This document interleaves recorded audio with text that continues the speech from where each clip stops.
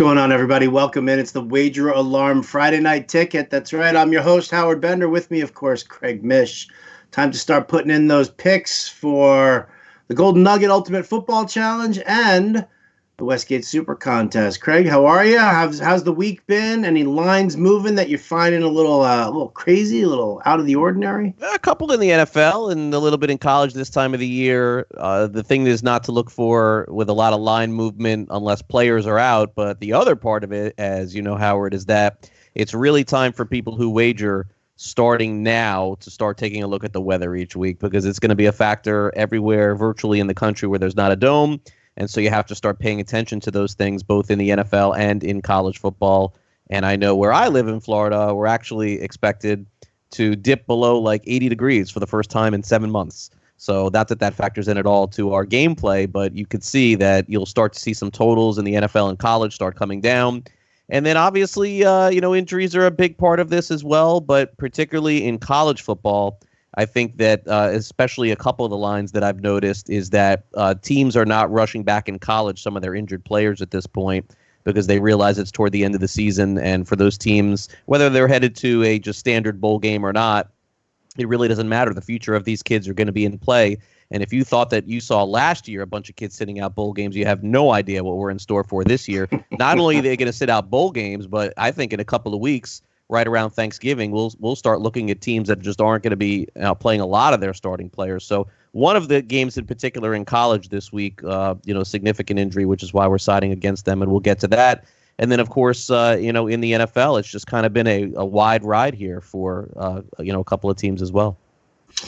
No doubt about it. No doubt about it. All right, well, let's get to our picks here. Let's get everybody underway. Let's start off with the Golden Nugget. We'll start off in the college ranks. Shout out to Monkey Knife Fight, our sponsor. Thanks, guys.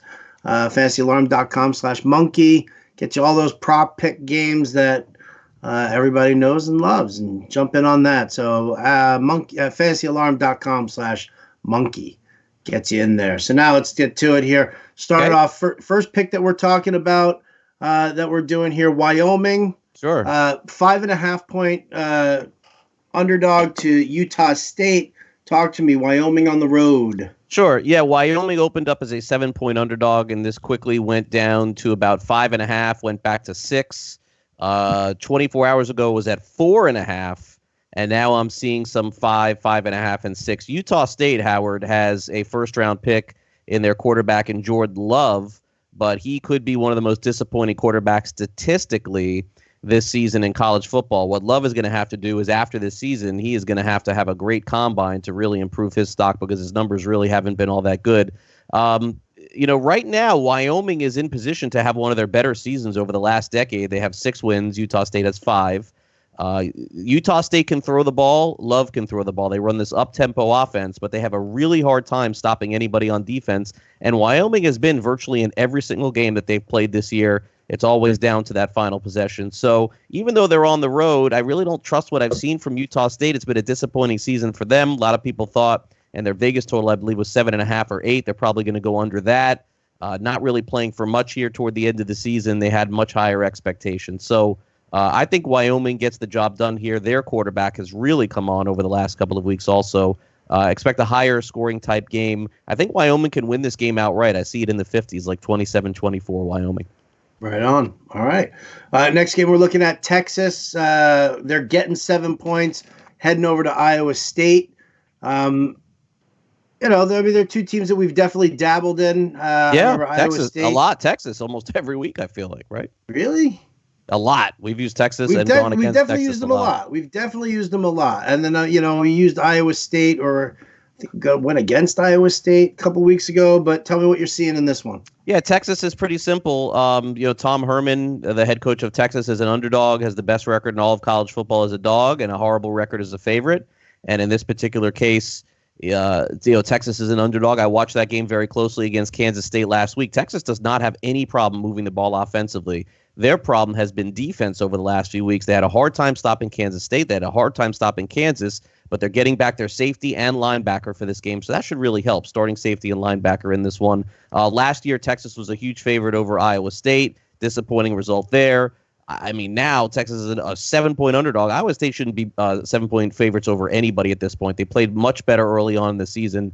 And now at this point, I think that getting 7 points is too much. The line's actually 6.5 in a lot of places. So we'll take Texas in this one. And simply put, well, this is a great trend in college football, especially with Tom Herman being an underdog and covering almost 80% of the time. So we're going to take those 7 points, and we're going to take the Longhorns this week. All right, beautiful. Beautiful. Next game that we're looking at, Baylor, 10-point underdog to Oklahoma. We are actually, I looked it up, we are 2-0 when betting on Baylor games. We took them 1 week, we faded them the other week, and here we are with Baylor again. Now we're taking them with the 10. You like this against Oklahoma, huh? This is a big spot. This is like the Minnesota spot from last week. Baylor is undefeated. They're 9-0 this season. This is going back to when Robert Griffin III was the quarterback at Baylor, was their really last chance to play in a significant bowl game. They had all kinds of sanctions and problems with their head coach, Art Briles, who ended up leaving. Matt Rule comes in from Temple. He takes over. I talked about him. He may not be coach of the year. P.J. Fleck from Minnesota may end up being coach of the year because, simply put, they're in the top 10 now. But Baylor getting no respect, not in the top 10, as a 9-0 team in the same conference as Oklahoma. It'll be the rowdiest crowd in the history of Waco. But meanwhile, that line has moved up. It is 10.5 in a lot of spots now and not 10 anymore. We know that Oklahoma doesn't play defense. They can come back and beat you in any game. They showed that a few weeks ago, even when they lost to Kansas State. But I just think that laying 10 points on the road in that environment is too much. Even if Baylor loses, I think they keep this game close. This goes right back to where we were last week. Undefeated at home. You close your eyes and picture the end of the game. Baylor wins, rushing the field, all that kind of thing. This is a huge, huge game for the school. And so I don't think they get blown out in this one, Howard. I really don't. They've been underdogs in a lot of big games and have won outright and covered in a lot of them. They're one of the best teams in all of college football against the spread. So I just think this is too many points, and I want to take Baylor in the spot. I like the points. 10's a lot at home. 10 is a lot. 10 is a lot. Listen, I'm fine with it. I had no problem with it. Like when we end up taking Baylor, you seem to have a pretty good beat on these guys with the way they're playing. It's going to be a scary game. Oklahoma could go up 21-10. I mean, they could go up 28-10. Oklahoma can score. Jalen Hurts is a fantastic quarterback. He's come over from Alabama. He's done everything that Oklahoma's asked. But they still don't play defense there. For whatever reason, they still don't play defense. And again, it could be a little scary. Could be 10-0 early, 13-0, 17-0. Those are all possibilities. But provided that they let that back door open, just like they did against Kansas State will take it and run with it. So I want to take the points. Listen, I'm totally with you. I've seen teams with a 35-3 lead at halftime end up losing the game. Florida State. I have no problem with that at all. So Baylor plus 10. Now we're laying 10. Here we go. Memphis on the road in Houston. Listen, I like Memphis. I like the game that they play. This is more, though. This is about Houston just really packing it in. They just had another big injury to one of their cornerbacks. He's going to be out. This team is done. This team looks cooked. They look 2 years in a row. Yeah, this was bad. Listen, we knew it was bad when Derek King said I'm sitting out. I'm sitting out the rest of this. They actually rallied and played well for a couple weeks, but now they've lost 3 games in a row, and it looks like they're headed toward nothing. So, look, Memphis still has their eyes on a pretty significant bowl game play here, and they're going to score in bunches too. This is the same kind of scenario here, except for Houston's not playing for anything at this point. They could lose 51-0, and it won't matter. Look, Houston's going to score a little bit in the game. Memphis's defense is not great, but I could see what's the total in this one? I don't even know. It's probably like 70 or 80. There's going to be 1 million points scored in this game. It's just a matter of how many Memphis scores. Oh, 1 million? The line's at 1 million? I'm going to take the under on that. That seems excessive. I don't know, Howard. It seems a little high. Seems a little excessive. Last game, and this is actually supposed to be the first game because it's the first game on the sheet here, but I forgot about it. But we are laying 4 points with Louisville. Now, here's a team that's been up and down throughout this entire season. They have, but they've been good for us, so with the exception of last week. Yeah, they were not good for us. They were terrible last week, but here's the thing. North Carolina State is now down to their 3rd quarterback this season. Look, North Carolina State is a very good school. They have very competitive years. They're being outscored by like 30, 40 points every single week. They've just been thrashed by bad teams in the ACC. This is probably my favorite pick on the board here, man. I think that Louisville's going to crush NC State. They're playing for nothing. So I'm gonna. I look. Last week, Miami came to play. They showed up. It's a rarity for them this year, but they did. But Louisville outgained Miami, by the way, in stats. They outgained them and lost by 30. So turnovers, it's that's what it's going to be about. Louisville just can't turn the ball over. They do. We'll have a problem. All right. So there you go. Those are our 5 college picks. We're doing 5 college, 2 pro. Sum it up: Louisville -4, Wyoming -5.5, Texas +7, Baylor +10, Memphis -10. Right. For our pro picks, here we go. Cardinals. We're starting off right here. Home dog, 11.5 points in the Golden Nugget. It's 11 points in the Super Contest. But I got to tell you, I think a lot of people. I get that San Francisco is a good team, and I'm not going to sit there and let their loss to Seattle deter me on anything. I think that San Francisco can win this game. What I think that a lot of people are underestimating is that Joe Staley is out again. That's the big one. That's the blind side to Jimmy Garoppolo. If there's one strength that Arizona does have on defense, I mean, aside from Patrick Peterson, it's their defensive line. So I think if they can get into the backfield a little bit more, you're also dealing with weapons who are out for San Francisco. There's not going to be, George Kittle's doubtful. I don't think he sees the field. Emmanuel Sanders is likely out for this game as well. Matt Breida is definitely out for this game. Raheem Mostert's dealing with a knee injury. Wow. Yeah. So there's a lot of problems going on here for San Francisco. I still think they can pull this one out, but there's no way that they're laying 2 scores in this game. And, Yeah, there's some people who feel that the 49ers will take their revenge out from that Seattle game on Arizona. Look, I thought I saw enough from the Cardinals the last time that these two teams played for them to keep it close. And I understand that there were really 2 key plays in that game that got them the cover. Isabella had an 88-yard touchdown, and then they had a 2-point conversion. But Arizona, it seems like the 49ers, to me, Howard, they're getting off to good starts against teams, but they haven't been able to close anybody out. And I still think in the end, the 49ers are going to be 13-3, 12-4, 14-2. I still think they're going to get home field. I still think they're going to be a significant favorite over some team in the first round, but I would guess they're going to get upset at some point in the playoffs. They look like a really good team. Wouldn't shock me if they won that first game and in the playoffs and won by a lot, but they're going to get upset, I think. They just can't close teams out. They've had a problem doing that all year long. They're letting teams kind of come back into the game now. And I think that you mentioned that some of those injuries are very key. And I just think that this team is not the same with Kittle either. And Kittle, Emmanuel Sanders, Breida, Breida's a good running back, but, those guys come and go. But, yeah, taking the points like that. And 11, by the way, for those of you who do this and you participate in contests and wagering, 11's not really a key number. Sometimes games do land on 11, but it is very rare. You're looking at 4s, 3s, 6, 10, 14, 17.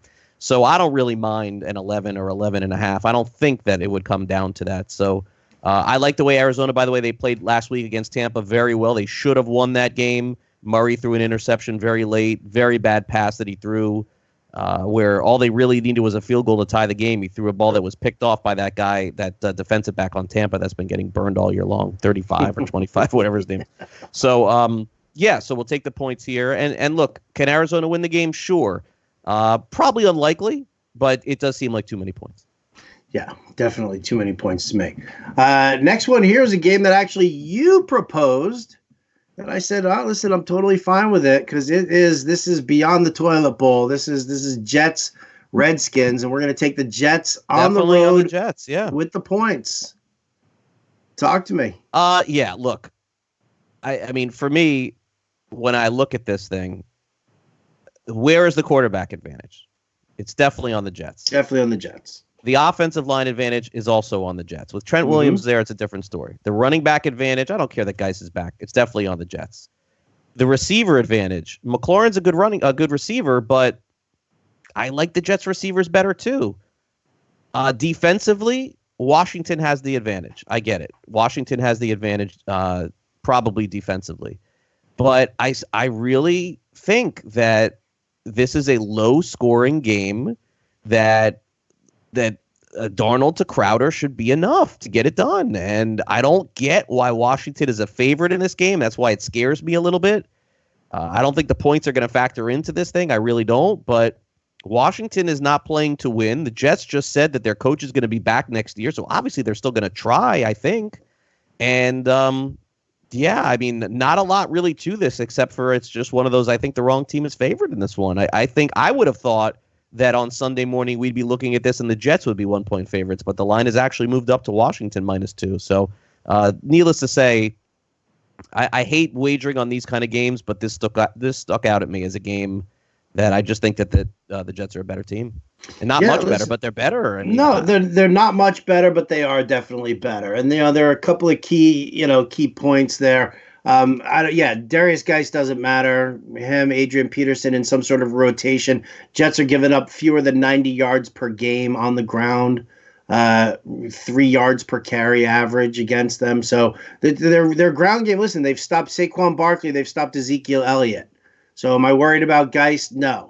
The problem is that, what I think the key is for the Jets, obviously, is their pass rush. They're going to need to get some guys into that backfield and just rattle Haskins a little bit, because you're right.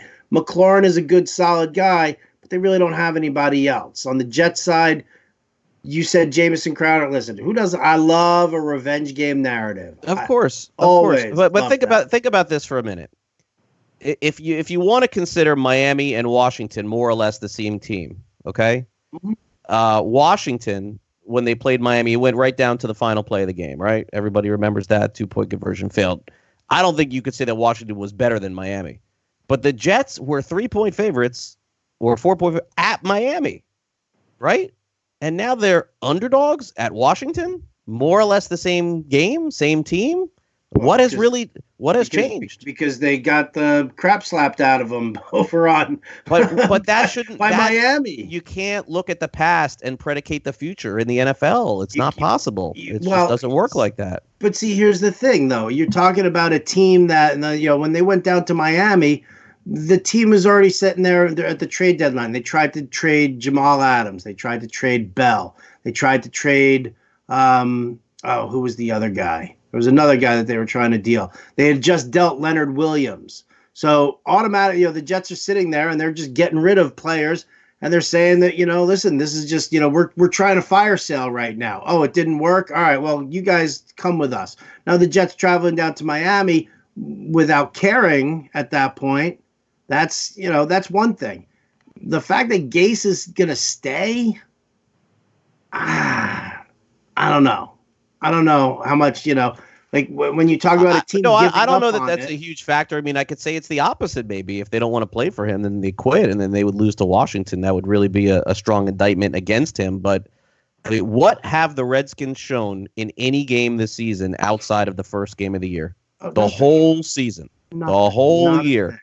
The Jets played well against the Giants. The Jets played well against Dallas, at least in like 2 games. The Redskins in the first game of the year played very close with Keenum against Philadelphia, and that's it. I mean, Buffalo, a bad team, they couldn't do anything against them either. So it's just one of those games where it just looks bad on paper. But we'll side with that terrible team. Well, there you go. That's what we're doing. We're taking the Jets. After all of that, we're just brimming with confidence on the Jets game here. But listen, that's Cardinals and Jets. We're taking them in the Golden Nugget with our 5 picks for college. Moving over to the Super Contest, we are carrying the Jets and the Cardinals. Jets are only +1 in this game against them in the Super Contest. Cardinals are +11. Mm-hmm. So. Again, a half point there it's not spooking me too much. No, and worst case would be a push on the 1 point with the Jets too. Yeah. So let's hit the other games that we were talking about, and that means the scary pick. Well, let's go with what was the pick that you feel the most confident in? Atlanta. Really? Talk to me here. Because I think you hated us taking Atlanta in the past. I know, but they seem to have really rallied for whatever reason last week. I mean, I don't think it first of all, it was a big fluke that they went in and won. It was the first time in like 20 years a team that was that big a favorite lost by that many points at home. It's like the first time. And so I'm not going to say that Atlanta's a good team. I'm not trying to portray that. But I think they have a really good chance of keeping this game close with Carolina. The Panthers really don't blow anyone out. I mean, they put a 30 spot on Tennessee a couple of weeks ago. Tennessee was driving down the ball at the end to cover. So, I mean, Atlanta, statistically wise, offensively, is not at the bottom anywhere. Defensively, of course, that's where they've had their struggles for sure. And no doubt they will probably struggle to cover Christian McCaffrey. But I think they still have enough offensive weapons in Jones. And look, this new kid who's going to play, Brian Hill, he's got some explosiveness. I've talked about him for a couple of weeks. I think that he has an opportunity to do some good things. He's very fast. They could throw him out of the backfield, throw him into the backfield, and throw passes to him as well. I don't see how Kyle Allen in any game could be 6 or 7 point favorites. I think it's 5.5 though in this. Is that right? Yeah, it's 5.5. And listen, again, you were talking about monitoring the weather. I got a report that says that there's a nor'easter working its way to the eastern seaboard, and that would actually, that would favor us, I think. Yeah, total has gone down significantly. So give me some crappy weather, and the Falcons with the points. That would probably stay nice and close. I'm in on that one there. Yeah, so by the way, last 5 meetings, Atlanta, Carolina. Not that 2016 means anything, but I'll go back that far just for context. And these are all with Matt Ryan. 24-10 Atlanta wins last year. 31-24 Atlanta wins last year. 22-10 2017. The previous one, Atlanta loses by 3.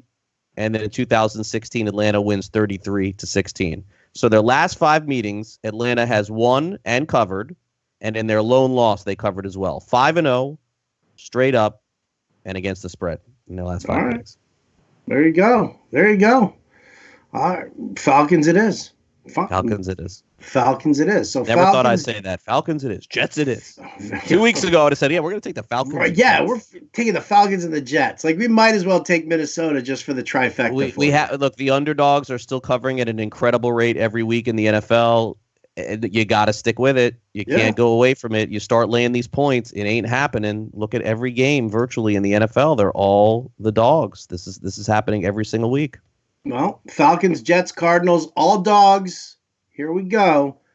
Our one cover, which, I'm giving away our last pick there. That is a dog, but our one favorite here. Favorite, right. Got to go Patriots. Laying 3.5 over the Eagles. Listen, Patriots are 14-5 under Belichick, coming off the bye. And there you go. You don't need to say anything else. Okay. There you go. 14-5. 14-5 coming off the bye under Belichick. That's ridiculous. That is a ridiculous statistic. You're hitting those kind of numbers against the spread. You know how much money you are making? I mean, it goes without saying. He's phenomenal, Belichick, at preparing and having 2 weeks to prepare. I think that you're going to start to see Sanu more part of the game plan here, and then working in some of the other options and some of the other wide receivers. The dude I know he had a good week targets. Last week. We're getting a good line. This line's 4. It's going up. So I think it'll be a high scoring game, but I do think that New England basically. Their only issue at all is the kicker, right? Like that's the only thing that could stop us in this game. I think is that they get into a situation where a kicker misses a field goal or two. I gotta tell you, that's the reason why I can't take the Colts anymore. I mean, really. I mean, oh yeah, Vinatieri. You can't do it. I mean, if you're taking the Colts in a 1, 2, or 3 point game, and the Colts are really the team to take this week because they're playing Jacksonville coming off the London, and the last 6 teams that have come off the London and then the bye have not covered. But I can't do it. I mean, he's missing everything, and it's a short spread with 3. And so what happens? Game goes overtime. Vinatieri kicks a field goal. He misses a field goal. Jacksonville kicks it. We come back here and go, what? I mean, we have to be idiots to do it. So we're idiots anyway. All right, so we'll stick with the Pats, lay the 3.5, and then finally we're going to the Monday Night Football. We're going to Mexico City. Viva los Chargers. Taking the Chargers, getting the 3.5 points. Listen, Kansas City's defense, it's a problem. It's a problem. Highest total on the board this week, 52.5. And I think this is a game where we see a lot of Melvin Gordon. A lot. Like they've been using him a lot more. That's the biggest change that I've seen from them. Yeah, well, once they fired Ken Wisenhunt, their offensive coordinator, they promoted the guy who was the quarterbacks coach. He's been, just let's give the ball to Gordon. Gordon's been seeing at least 20 touches, and that's really what's happening. You're looking at Kansas City, who has literally the worst run defense in the NFL right now. So Gordon, Eckler, you know that the Chargers. I'm surprised that it's that high of a point total. I would guess not really because it's. Because Kansas City can score, but they're dragging you. They're dragging you to Kansas City. The Chargers is the right pick. I'm using this one everywhere too. I like this one as well. Going over the Chargers' losses this season, and again, they can lose. You look as a favorite. You do not take the Chargers. Mm-hmm. Okay, you never do. I don't care who they're. You don't take them. As a dog, you would start investigating. At the Lions, 1 possession loss, 13-10. Versus the Texans, 1 possession loss, 27-10. Versus the Broncos, 1 possession loss, 20-13. Versus the Steelers, 1 possession loss, 24-17. At the Titans, 1 possession loss, 23-20. Last week against the Raiders, as everybody remembers, Rivers throwing 50 times on the sides, not over the field with a minute to go. All they needed was a field goal. 1 possession loss, 26-24. Against the Bears in a win, 17-16. They have played 10 games. 7 of them have been 1 possession or less for the Chargers. You know they're going to be in the game late, and you know that they're probably going to find a way to screw it up. But we're getting the extra half point. Right, I'll take the hook. I would not take the Chargers at 2. I would not do it. It would not be enough for me. But I just give me that 3 at the end of the game, and in all likelihood, I think that's probably what you're going to see. I think the Chiefs are going to win this one like 38-35. Rivers will be mad. The game will be over, and we'll be happy. They'll cover the 3.5 points. So I love this team as a dog. I really do. They always show up. But as a favorite, they're the worst. They get crushed. They never cover. Never. Well, all right. Well, listen, we're going back to what we know. And like we talk about the fact that we don't worry about it in college too much as far as who the favorite is. No, we can't do that. But for our 5 pro games that we've picked, we got 4 dogs. We got 1 favorite. And I'm pretty confident in each one of these picks, no doubt about it. Yeah, let's just real quick look at the others, just for the heck of it. Some of the other ones that we were potentially deciding on. Let me go here too. I'm going way. Okay, Houston, Baltimore. Again, Houston's coming off that Jacksonville or that London situation. A lot of people are on Houston this week. They think that they could cover and win against Baltimore. They're expecting a letdown spot. But I don't know. To go against Baltimore at this point, I don't think is wise. Dallas Howard is 7-point favorites over Detroit. Dallas burned me so bad last week. I mean, I think Driscoll played well enough to probably keep this close, but I don't have a strong opinion there. Any opinion for you on that one? Yeah, I like Dallas in that one, but you do? All right. Yeah. Jaguars at the Colts. Colts are now down to 2.5. Buffalo is up to 6.5 now at Miami. So I guess they're expecting eventually some team is going to start blowing out the Dolphins, who have covered virtually every first half this season. One that I've talked about a lot on my other show, Minnesota, a 10.5-point favorite against Denver, and the total is only 40. So Denver has dictated pace in every football game they've played this season. If they dictate pace here, don't they cover? No? If they dictate pace here, they do cover. And listen, I think that they do cover no matter what. I like Denver. And believe it or not, I kind of like the under on this game. Vic Fangio knows Minnesota. He knows Mike Zimmer. He knows Kevin Stefanski. He knows what they're doing as far as the ground game goes. Denver's got a rock-solid ground game. Denver's going to have Chris Harris shadowing Stephon Diggs this entire time. This is a game that, now that when I look more and more at it, it definitely tilts me towards Denver. I don't ever want to take them. It's a lot of points, yeah. But yeah, it is. See, and that's the thing, is that it is too many points. And we've seen Minnesota play too many close games. Yes. As well. Yeah. Raiders are huge favorites over Cincy. I don't want to mess with that. I will tell you this. If I had to add an extra pick, it would be the Bears. How do the Rams get to be 6.5-point favorites over anybody in the NFL? Honestly, I think the Bears could win this game for sure. Like, this smells like 17-14. What happened to the Rams, man? The offensive line is that bad that they can't score anything at all? Like I told you exactly what it is. I told you the problem with the Rams weeks ago. Jared Goff cannot read a defense. He can't read a defense. So when Sean, how's he going to do in this game? He's going to be crappy. He's going to be crappy again. There's no doubt about it. I have no doubt in my mind. Listen, in the fantasy world, I've been telling people, so it's all that stay off of Goff. Stay off of Goff, because once they shut the helmet off and he can't hear McVay relaying, what the possible defensive schemes are, like as soon as that shuts off, that's when teams are starting to move around their guys on defense. They're making it happen, and Goff doesn't know what they're doing. Why doesn't McVay then, in that case, right as soon as they snap the ball, just get a garbage can and start banging on the garbage can for the different plays? Run is one, pass is two. Well played, sir. That's all I got. I'll see you on the way out. I'm done. Thank you so much. Right? You said I was wearing a Yankee shirt here underneath, and you had to rub that in, that we were robbed of. We'll leave you with that note. Yeah, exactly.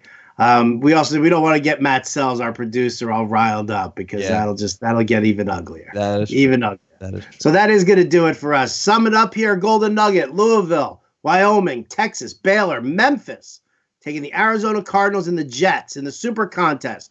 Arizona Cardinals and the Jets again. Falcons, Patriots, Chargers. Book it, baby. Big week needed for me and Craig here. Yeah, we do. I think we're going to get it. And there you go. That's going to do it for us at the Wager Alarm live stream. For Craig Mish, I'm Howard Bender. We'll catch you next time.